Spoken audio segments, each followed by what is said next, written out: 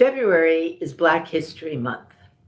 It's an occasion for celebration. The achievements, after all, have been vast and plentiful and hard-earned. But it's also an occasion for reflection.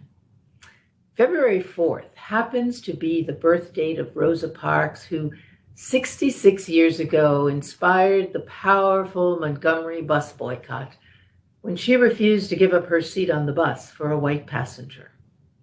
Imagine the inner strength, the fortitude that act of defiance required. That act of defiance, of sheer bravery, was another step in the long march of history that led to the election 53 years later of the first African American as the President of the United States, and then just last month to the swearing in of our first woman of color as Vice President of the United States. Kamala Harris, a woman whose dreams were filled with ambition. Kamala Harris, half Jamaican, half South Asian, married to a white man with stepchildren, nieces, and nephews of all shades and color. Her family, every bit the gorgeous mosaic that New York City's first and only Black mayor, David Dinkins, used to invoke as he contemplated the city itself.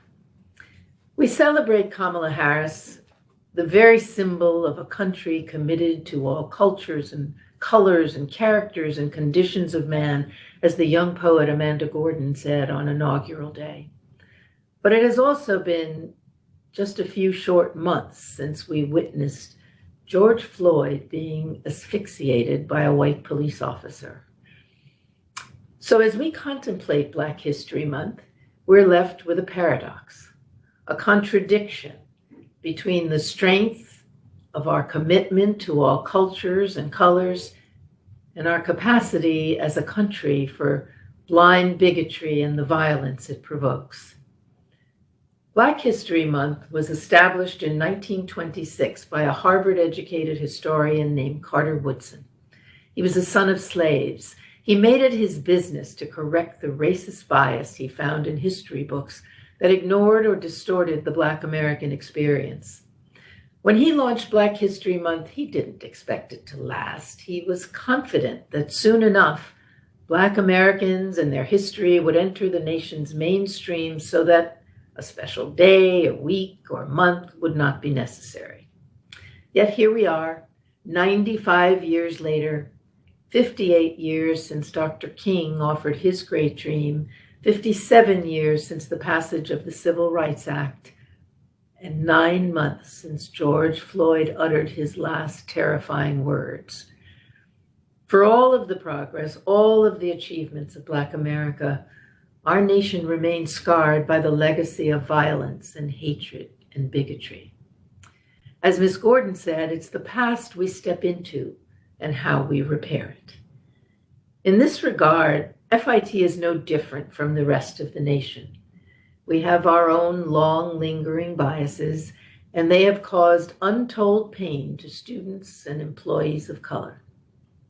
Over the past year, we have tackled this issue head-on and with candor, and we have started the long, arduous task of repair and rehabilitation right here on campus. Simultaneously, we are working with leaders in the creative industries whose ranks are filled by our alumni, but not so much by alumni of color. Just as an example, in one recent survey of the creative class, only 8.5% of jobs were held by Blacks, and in another survey, this one of the graphic design industry alone, just 3% of jobs were held by Blacks. Data about leadership positions are equally discouraging. So together with our industry partners, we're building a social justice institute that looks to the future, determined to effect the systemic changes that ensure that full opportunity is as attainable for Kamala Harris and her blended family as it is for their white counterparts. We take these steps out of the strength of our commitment. We do it because we know it is right. We do it because inaction and inertia will be the inheritance of the next generation. Again, quoting from Ms. Gordon. We do it to honor Rosa Parks and Dr. King and John Lewis and Kamala Harris and the spirit of Black History Month. We do it to honor the first Black president of the United States, Barack Obama, who said, "Change will not come if we wait for some other person or if we wait for some other time. We are the ones we've been waiting for. We are the change that we seek."